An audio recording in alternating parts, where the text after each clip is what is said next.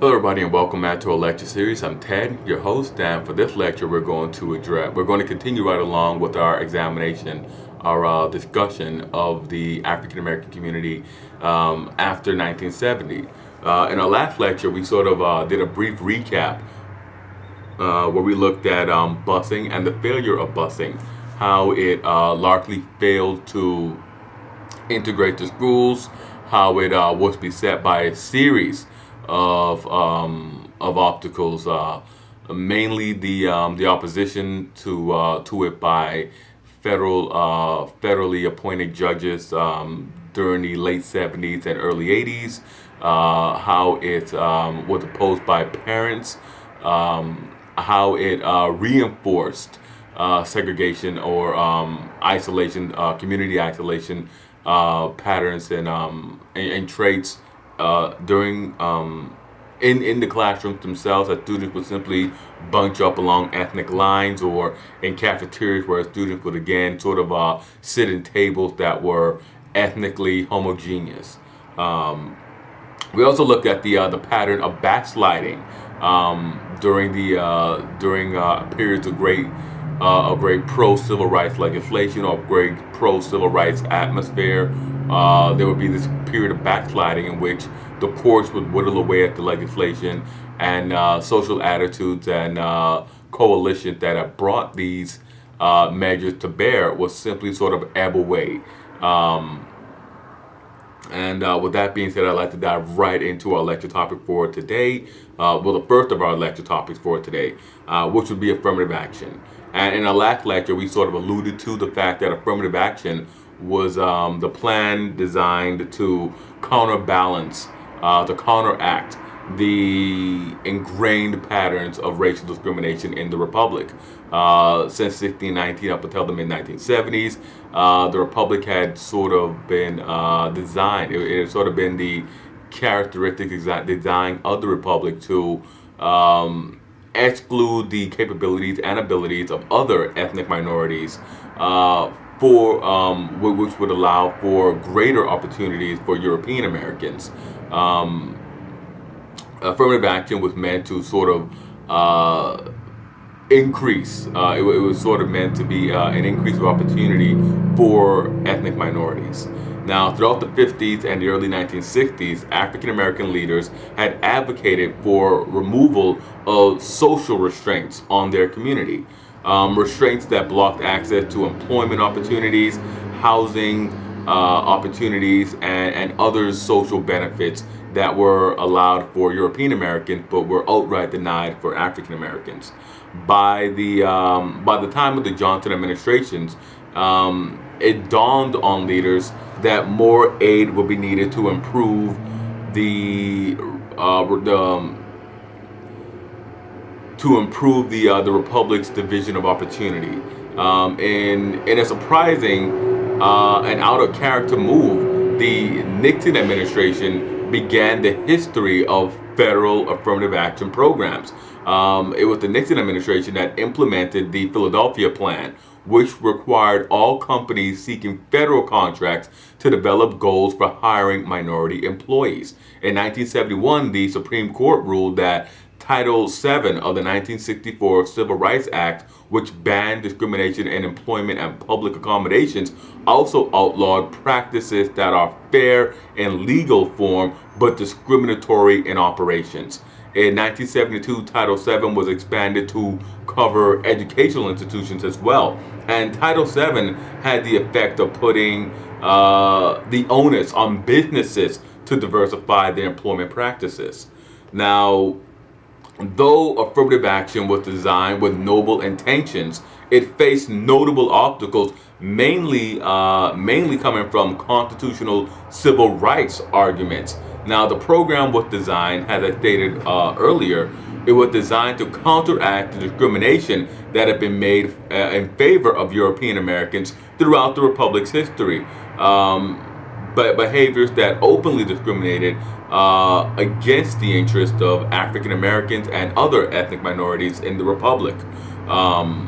This led to a firestorm of opposition in the 1970s, and it really sort of culminated in the landmark 1978 Supreme Court case of the Regents of the University of California versus Bakke.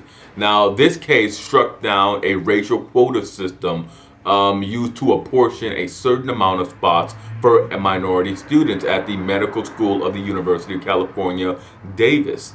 It was struck down on the grounds of being unconstitutional on the principle of ethnically discriminating against European Americans.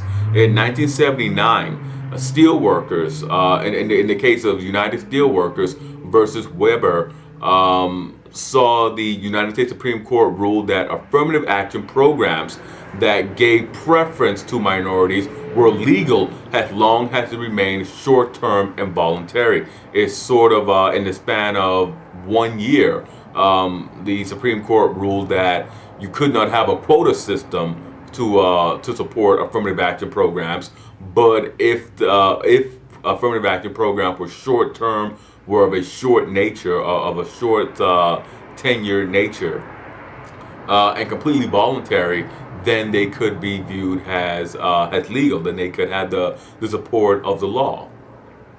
Now, in 1986, the case of Wyant versus Jackson Board of Education saw an overturning of a program that prevented the layoffs of minority teachers at the expense of European American teachers who have more seniority.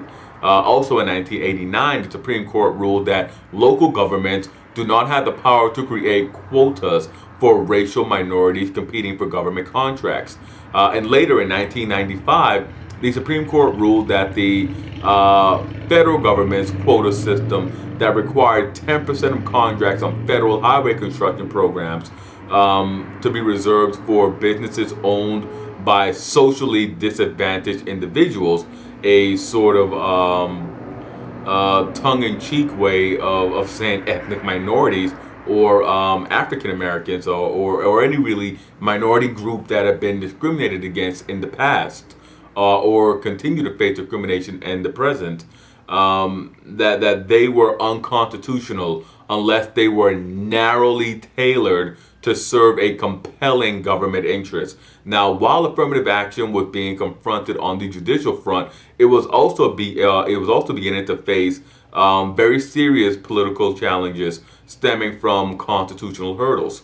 Now, with the case of affirmative action, those who may have been sympathetic to the cause of equality were quick to appreciate the principles upon which affirmative action were based. Many could even support the programs used to implement affirmative action in principle. Now, in practice, however, affirmative action to them rubbed them the wrong way all over. It presented to detractors the case of using two wrongs to make one right. They objected to the correcting of past discrimination against African Americans by actively discriminating against European Americans in the present. During the 1980s, in the wake of massive corporate downsizing and government layoffs, many found it difficult to find employment. This difficulty led many to the conclusion that all of their problems, all of their difficulties stemmed from affirmative action programs. Despite much higher employment rates among European Americans as opposed to other ethnic minorities, many viewed affirmative action at the simple cause of all their ills. Now, affirmative action was also seemed to opponents to contradict the American principles of equality before the law, which they viewed as a founding principle of the Republic. Now, this argument of equality before the law, and this long tradition of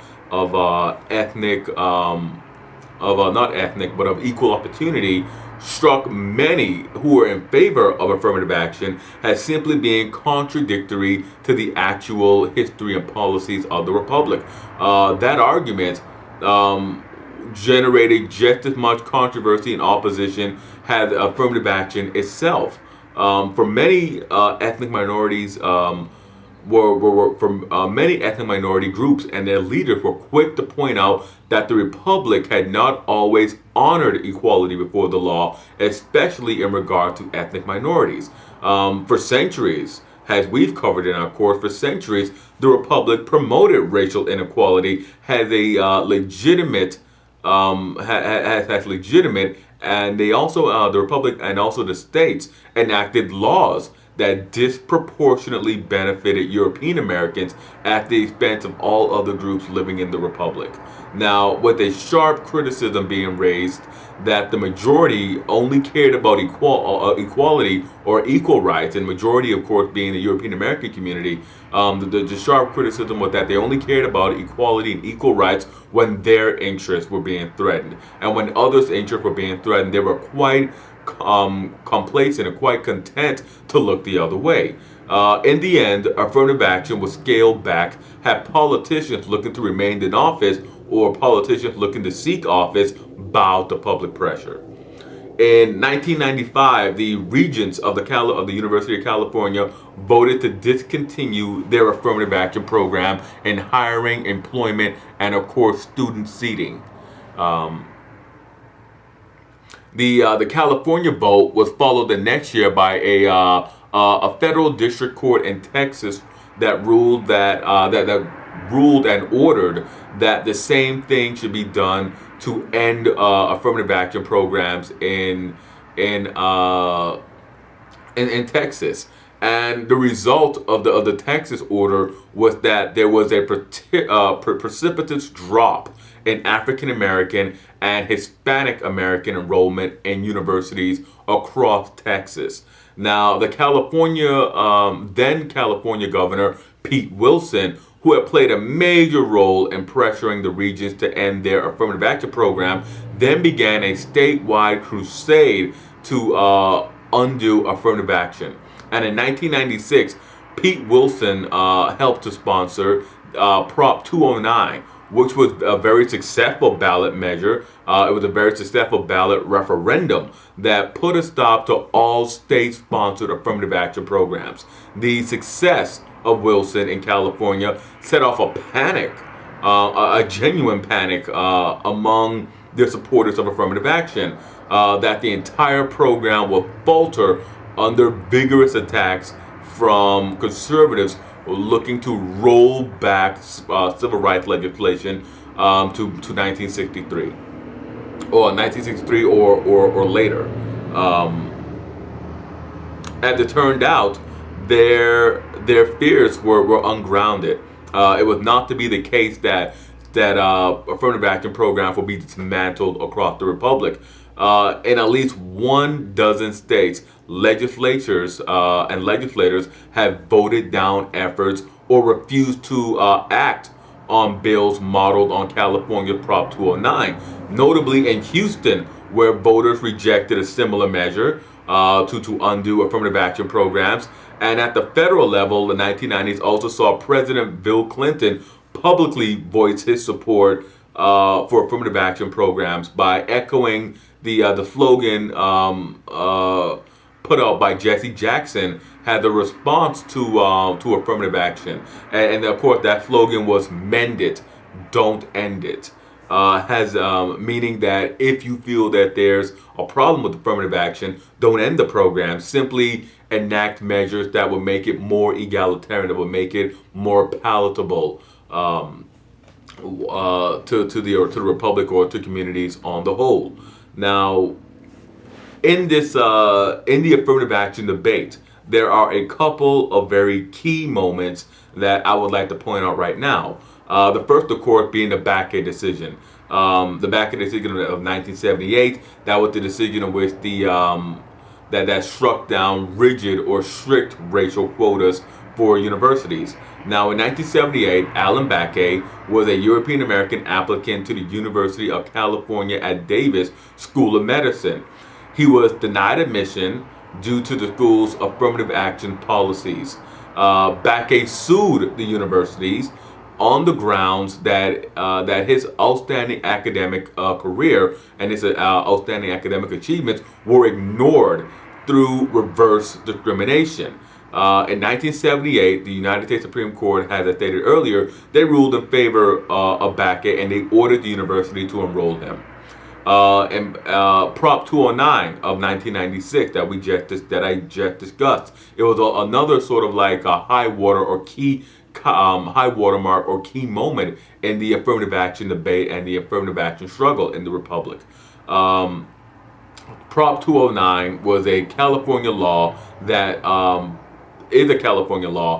prohibits the state, local governments, districts, public universities, colleges, and schools from giving preferential treatment to any individual or group in public employment, public education, or public contracting on the basis of race or ethnicity, sex, color, or national origin. Now, also in 1996, we saw the Hopwood ruling.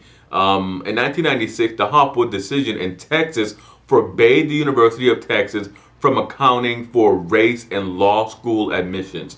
As more graduate programs enforced race-neutral admission policies, the number of African American enrollees declined across the board. And top MBA programs, African American admitted rates also fell sharply as affirmative action quotas were struck down. Now, African American political leaderships also began to take on a new role. It also began to take on a new role, and we also began to see the rise in new leaders. To begin with, we had the rise of persons such as Tom Bradley.